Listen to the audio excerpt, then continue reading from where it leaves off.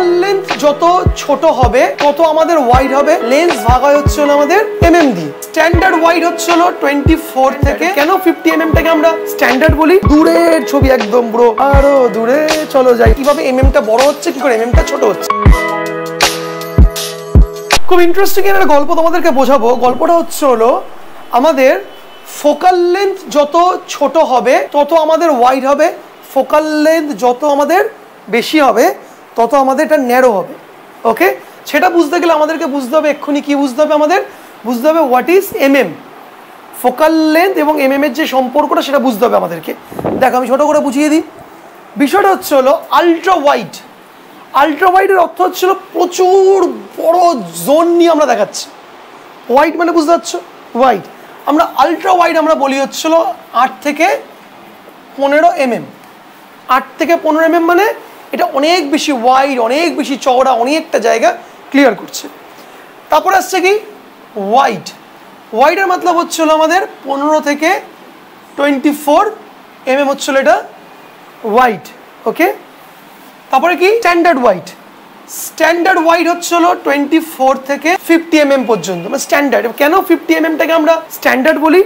50 mm টা হচ্ছে সবচাইতে পৃথিবীর বেশি বিকৃত লেন্স বলি আমরা। কেন বলেছিলাম কেউ বলতে পারবে? না না, আমি বলেছিলাম যে মানুষের আমাদের যে অ্যাসপেক্ট অফ ভিউ, যেটা মোটামুটি 42 থেকে 46 mm পর্যন্ত আমাদের ন্যাচারালি, এইটাও তার কাছাকাছি যেহেতু, তো আমরা যেভাবে চোখে দেখি সেভাবেই হচ্ছে এই ব্যাপারটা আসে। তাই জন্য মনে করে দেখো, ওকে বলেছিলাম প্রথম ক্লাসে।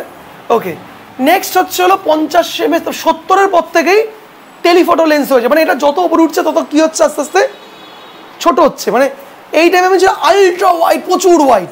তারপরে একটু কম 50 mm এইটুকু, ঠিক আছে। এরপরে আসছে হচ্ছে 70-এর ওপরে যে উঠে যাবোটা হচ্ছে টেলিফটো লেন্স। টেলিফটো লেন্স মানে যেটা পাখির ছবি, স্পোর্টস ফটোগ্রাফি, মানে ওটা দূরের মাল দেখায়, দূরের ছবি একদম ব্রো, আরো দূরে চলো যাই ব্যাপারটা ক্যামেরা দিয়ে।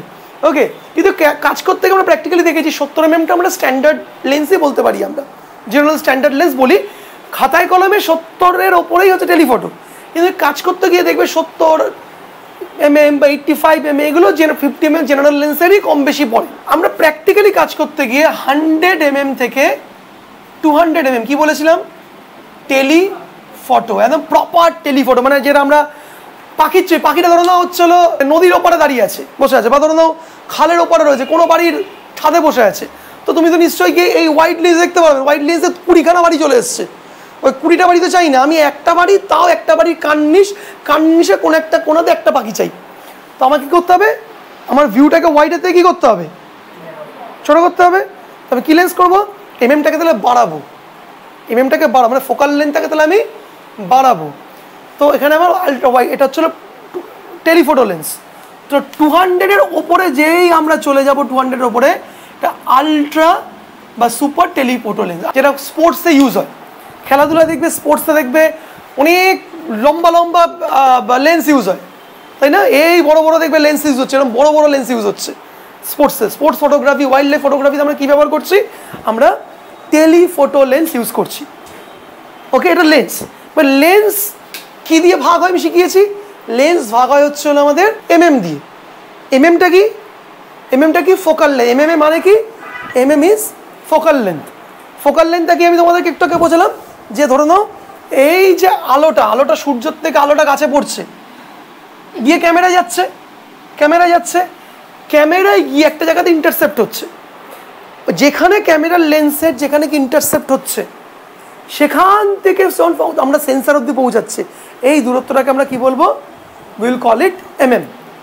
তাহলে বোঝা গেল যত ছোট বেশি এমএম তত ওয়াইড, যত বড় এমএম তত ন্যারো। এটা সিম্পল হিসাব। এবার কেন ওয়াইড, কেন ন্যারো সেটা জানতে হবে। তার জন্য this is the best photographs to explain. দেখো আমরা এটা এমএমটা ছোট না বড়? এমএমটা ছোট না বড়? বড়। তো ছোট এমএম দেখো যখন ক্রস করছে দেখো বেশি ওয়াইডে ছড়াচ্ছে, বড় এমএম যখন ক্রস করছে দেখো অল্প জায়গা ন্যারো হিসেবে করছে। সিম্পল ফিজিক্স, একদম inside of the lens story. Focal লেন্থে কি করে কাজ হচ্ছে, কিভাবে এমএমটা বড় হচ্ছে, কি করে এমএমটা ছোট হচ্ছে, ফোকাল লেন্থের ক্যালকুলেশনসটা এইভাবে করা হয়। আমরা যত নিচে যেতে থাকবো তত আমাদের কি হবে? আমাদের অ্যাঙ্গেল অফ ভিউ, এটাকে কি বলবো? Angle of view. Angle of view wide হবে না ন্যারো হবে? ওয়াইড হবে। যত আমার হচ্ছে হলো ফোকাল লেন্থ বাড়বে, অ্যাঙ্গেল অফ ভিউ কি হবে? ন্যারো হবে, ছোট হবে। Simple calculations. Hope so you all got clear idea কেন হলো, কিভাবে হলো, বোঝাতে পেরেছি।